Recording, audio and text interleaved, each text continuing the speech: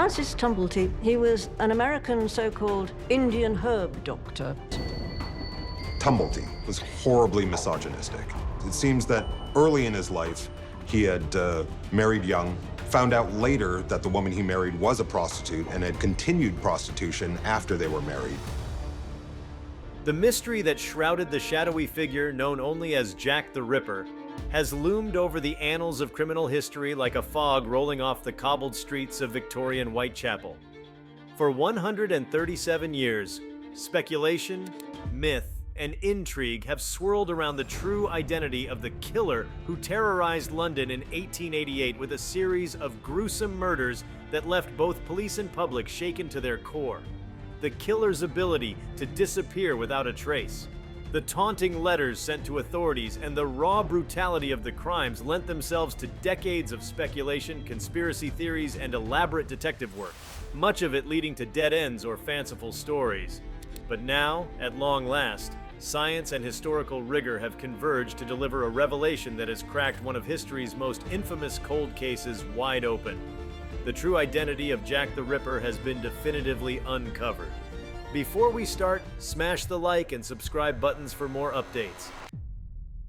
The breakthrough emerged not from a dusty Scotland Yard archive or the weathered notebook of a long-forgotten inspector, but through the steady hand of genetic science. Forensic analysis of material long held in evidence but previously unexplored with modern DNA technology has provided the crucial link that has eluded investigators for over a century. The item at the center of this dramatic revelation, a stained shawl found near the body of Catherine Eddowes, one of the Ripper's canonical victims. Preserved through generations, passed between collectors and historians, the shawl was dismissed by many as either contaminated or irrelevant. Yet in the hands of skilled forensic scientists, it became the key to unlocking an identity that has haunted the world's imagination for generations. Advanced mitochondrial DNA testing compared genetic material found on the shawl to descendants of suspects and victims. These comparisons zeroed in on one man, someone previously named in the extensive list of over 100 suspects but never definitively tied to the crimes. As results were cross-validated and peer-reviewed, the evidence pointed decisively toward a Polish barber named Aaron Kosminski. For years, his name had circulated among Ripperologists as a person of interest. A disturbed man who lived in Whitechapel, had a documented history of mental illness, and was known to frequent the same grimy alleyways where the murders took place. But until now, the case against him remained circumstantial. This final piece of the puzzle, backed by genetic data, has finally shifted his profile from speculative to confirmed. The implications of this revelation are both chilling and illuminating. First and foremost, it lays bare the haunting truth that the monster who eluded capture and mocked Victorian society with each violent act was hiding in plain sight. A man with a face, a home, a name. It underscores the profound limitations of 19th century policing, which, despite diligent efforts, was simply unequipped to handle the kind of forensic inquiry required to definitively solve such a crime. At the time, there were no fingerprints, no databases, no DNA testing. Police had to rely on witness statements often clouded by poor visibility, drunkenness, or sheer fear. Even Kosminski, though questioned, slipped through the cracks of justice. What's more, the confirmation of Kosminski's identity shines a new light on the psychological portrait of Jack the Ripper.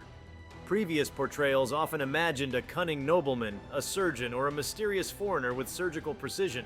The truth, far more unsettling, is that the Ripper was likely an emotionally disturbed, socially alienated individual with a deep-seated hatred of women, someone whose mental illness, left untreated and misunderstood by the standards of the day, spiraled into uncontrollable violence. The revelation peels away the legend to reveal the raw humanity of a deeply flawed and dangerous man. This identification also rewrites a significant chapter of criminology and psychological profiling. For over a century, theories about the Ripper's profession, surgeon, butcher, aristocrat, fueled books, films, and documentaries. His precise mutilations, the speed of his killings, and his elusive nature were believed to indicate advanced training or a privileged background. The reality that Kosminski was a working-class immigrant barber challenges those assumptions and forces a reassessment of what indicators truly matter in criminal profiling. It demonstrates that methodical violence does not always require formal education or professional skill. Sometimes rage and repeated action can simulate expertise. It's a revelation that also casts a harsh glare on the societal conditions of Whitechapel at the time. The late 1800s were a period of intense poverty, xenophobia, and urban chaos. The neighborhoods in which the Ripper roamed were overcrowded, poorly policed, and filled with individuals struggling to survive. Many were quick to point fingers at immigrants or religious minorities, further fueling the climate of fear and suspicion. Kosminski himself, a Polish Jew who had fled violence in his homeland, became part of a scapegoated class that bore the brunt of public hysteria. Ironically, his true guilt may have been obscured by the very social prejudices that made his community a target. The collective need for a more sensational culprit, perhaps a mad doctor or a prince in disguise, drew attention away from a more ordinary and thus more terrifying truth. The Ripper's reign of terror, while geographically limited to a small cluster of London streets, had a ripple effect that touched the entire world. Newspapers in Europe and the United States sensationalized the killings, creating an early example of global media obsession with violent crime. The nickname Jack the Ripper itself was born of this media frenzy, a moniker that ensured the killer's place in infamy. With Kosminski now unmasked as the man behind the myth, that global story becomes more personal, more grounded, and infinitely more disturbing. The murders were not committed by a faceless phantom, but by a man whose footsteps echoed through London's back alleys, whose eyes may have passed over neighbors and shopkeepers with cold calculation. With his identification comes a form of historical justice, not in the legal sense, but in the realm of truth and memory. The victims, often reduced to footnotes in the Ripper legend, emerge with renewed clarity. Marianne Nichols, Annie Chapman, Elizabeth Stride, Catherine Eddowes, and Mary Jane Kelly were not just pieces in a morbid puzzle. They were women with lives, families, and struggles. Knowing the identity of their killer gives weight to their stories and shifts the focus from the spectacle of their deaths to the reality of their humanity. They are no longer defined solely by their gruesome ends, but remembered in the context of the man who ended their lives and why. The confirmation of Kosminski also brings to light the moral complexities of institutional care in the 19th century. After the murders, Kosminski was institutionalized in an asylum where he spent the rest of his life. Medical records describe delusions, erratic behavior, and self-neglect. He was not treated with compassion or proper care, but warehoused in a system that neither understood nor effectively managed mental illness. The fact that the Ripper killings stopped after his commitment is more than a coincidence. It's a grim testament to the tragedy that unfolded while he was free, and the muted silence that followed once he was no longer able to act. The road to this revelation has been long and tangled. Over the decades, various suspects captured the imagination of the public, from royal family members to famous painters, and even American quacks. Each theory brought new followers, new books, new television specials, but each lacked the definitive proof necessary to close the case. DNA analysis, with all its precision and power, offered a final answer that cut through the noise. And in doing so, it punctured the balloon of myth that had long kept Jack the Ripper suspended in speculative air. What remains now is not just the name of a man, but the enduring legacy of a crime that changed how societies understand violence, mental illness, and the darker corners of human nature. The Ripper case influenced the development of modern policing, inspired psychological profiling, and highlighted the vulnerability of marginalized communities. It triggered reforms in urban planning, increased funding for police departments, and prompted new conversations about the safety of women in public spaces. It wasn't just a crime spree, it was a catalyst that forced a reckoning. Even with the case now closed, the name Jack the Ripper continues to exert a powerful cultural pull. But the myth is weaker than before. With the truth laid bare, the temptation to romanticize or fictionalize him diminishes. Kosminski's face replaces the vague silhouette. His documented insanity and isolated existence replace the tropes of the master criminal. And while the mystery may be solved, the horror of his actions remains undiminished. If anything, it is sharpened by the clarity of truth. This moment also represents a triumph of perseverance for historians, forensic scientists, and true crime investigators who never gave up on finding the truth. It validates the painstaking work of those who combed through archives, tested contaminated evidence, and question prevailing assumptions. Their diligence brought about a resolution that seemed impossible for over a century. And yet, despite the clarity brought by DNA evidence, there is something haunting about knowing.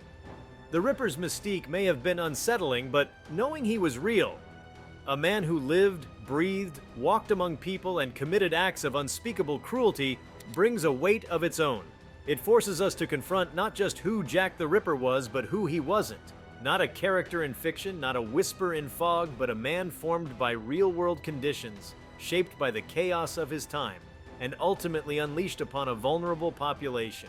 In understanding who the Ripper was, we also gain insight into how easily society can overlook warning signs, how mental illness can go untreated to deadly effect, and how vulnerable individuals can fall through the cracks. The true story doesn't end with his identification. It begins to ask harder questions about the structures that failed to protect the victims and failed to stop him sooner. Kosminski's name, once just another among many, now stands alone. Not as a boogeyman, but as the embodiment of a long-buried truth. The ghost of Jack the Ripper has finally been dragged into the light. Not by fear or legend, but by evidence, method, and the enduring power of the human need to know. After 137 years, the face behind the myth has emerged, and with it, a chapter of history has been rewritten, not with ink and speculation, but with proof etched in the code of life itself.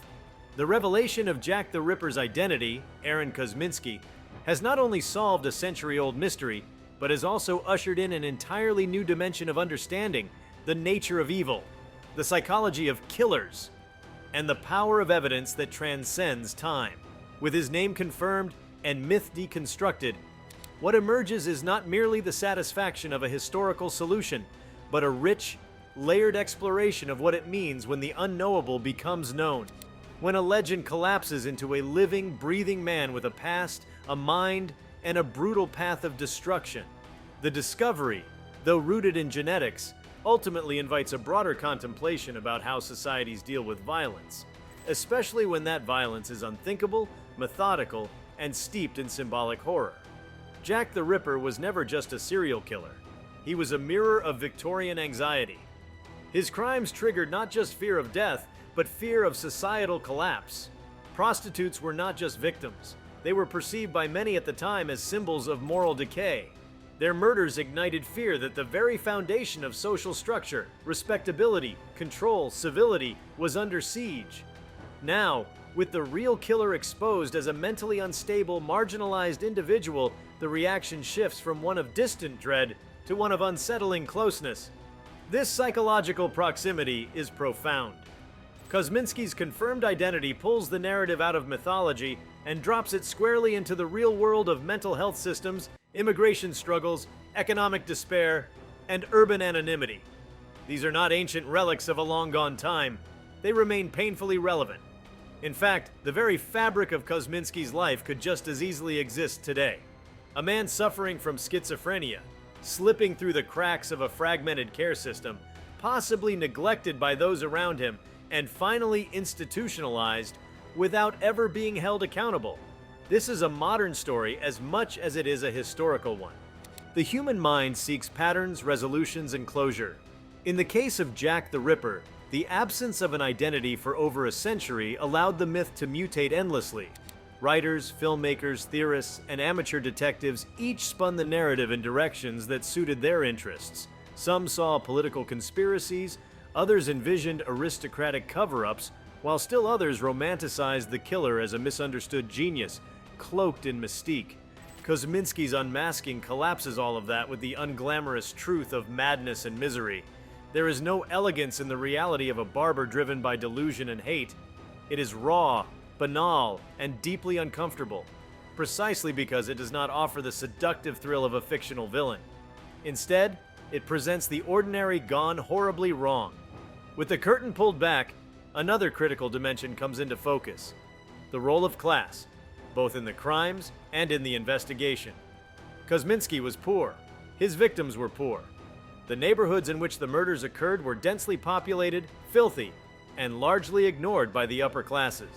These murders only garnered national and international attention because of their sheer brutality and the grotesque signatures left behind. But if the same murders had happened in the wealthier parts of London, would the urgency have been the same? The identity of the Ripper being a poor immigrant adds a layer of bitter irony. Society was quick to fear the faceless killer, but not quick enough to address the systemic issues that allowed both him and his victims to fall through the cracks. This case, in retrospect, has always been as much about the failure of systems as it was about the man himself.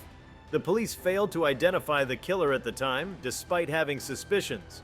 The asylum system warehoused people but offered little in terms of true treatment. The media sensationalized the murders, driving public fear without adding clarity. Each of these institutions operated within their limitations, but together, they created an environment where a serial killer could function, hide, and then vanish into obscurity without justice. The true tragedy, then, is not just the killings, but the way those murders were allowed to fade into the machinery of bureaucracy and stigma. Kosminski's eventual institutionalization, while halting the spree, came without accountability. He never faced a courtroom. There was no confession, no trial, no reckoning. This raises an unsettling question. What does justice mean when the killer is beyond reach, not because he is cunning, but because he is lost to illness and systemic neglect? The confirmation of his identity doesn't bring punishment, but it does bring clarity. And perhaps for the victims and their descendants, clarity is its own form of justice. Another fascinating aspect revealed by this identification is how wrong our assumptions can be when guided by incomplete data. For over a century, the image of the Ripper fluctuated wildly based on cultural biases, scientific limitations, and imaginative speculation. Theories evolved with the times. In the 1960s, he was envisioned as a sex-obsessed artist, in the 1980s as part of royal intrigue, and in more recent decades as some combination of skilled medical professional and cunning predator. Each era projected its own anxieties and fascinations onto the mystery. But in the end, the truth was far less dramatic. The lesson here is profound. Mysteries do not always yield to imagination, and sometimes the simplest answer, supported by quiet, methodical science, is the right one. One cannot discuss this revelation without acknowledging the evolution of forensic science. The ability to extract and compare mitochondrial DNA from a 130-year-old shawl is nothing short of astonishing. It's a testament to human ingenuity that the past is not truly lost as long as fragments of it remain. The tools that enabled this discovery, microscopic precision, genetic databases, and cross-generational comparison, represent the apex of centuries of scientific progress. It's a reminder that the truth, though sometimes obscured by time, is rarely out of reach forever. Kosminski's identification also opens the door for similar cases to be re-examined. Cold cases, once thought unsolvable due to time and lack of evidence, now have a chance at resolution. The Ripper case sets a precedent, a proof of concept. It emboldens historians, genealogists, and forensic experts to keep digging, keep testing, and keep questioning. Perhaps Jack the Ripper is just the beginning, a harbinger of many such revelations yet to come. Beyond forensic potential, this moment marks a cultural pivot point. Jack the Ripper was not merely a figure of terror, he became a brand. His name adorned books, films, video games, merchandise. The Ripper tours in London continue to draw tourists. Now, with his identity known, there's a moral re-evaluation to consider. Do we continue to treat him as a form of entertainment? Does the Ripper's myth deserve to be maintained when the man behind it is known and the suffering he inflicted has a face? There is a reckoning to be had with how we treat real-life monsters in our cultural narratives, especially when those monsters were enabled by societal failure and whose victims were largely ignored or demeaned. Furthermore, this identification allows for a deeper, more compassionate focus on the victims themselves. No longer mere accessories to the killer's legacy. Their individual stories deserve to be told with more sensitivity and depth. These were not nameless women. They had histories, desires, and complexities that were overshadowed by the violence they endured. Knowing their killer allows historians and descendants to shift the focus, to illuminate their humanity rather than their ends. It offers the possibility of memorialization without the shadow of myth. The unmasking also underscores a fundamental truth about evil. It doesn't always roar. Sometimes it whispers. It lurks in plain sight. It wears ordinary clothes. It occupies unremarkable rooms in rundown buildings. it speaks incoherently or not at all. Aaron Kosminski was not an enigmatic genius, nor a calculated mastermind. He was a man whose illness and rage coalesced into horror. The implications are stark. The most dangerous individuals are not always the most visible. Sometimes, they blend into the crowd, unnoticed until it's too late. Now that the identity has been revealed, the question shifts from who was Jack the Ripper to what does this mean for how we see crime, illness, and myth?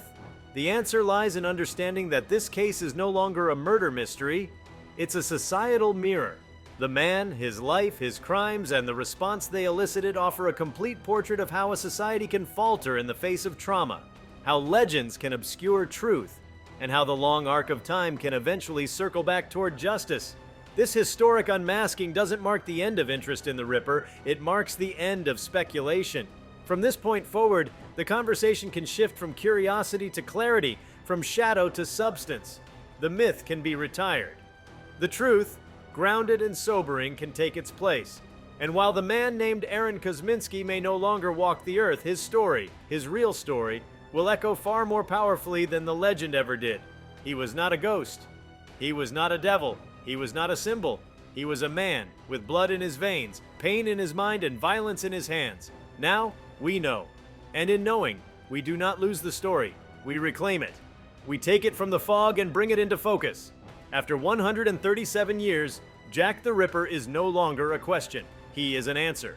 One that speaks not only to a moment in time, but to the timeless struggle to understand the darkest parts of human nature, and to find the truth even when it hides for over a century. If you liked this video, please give it a like and subscribe to our channel. Also, leave your comments below and tell us, what are your thoughts on who Jack the Ripper truly was and why? We want to hear from you. Thank you for watching and see you next time.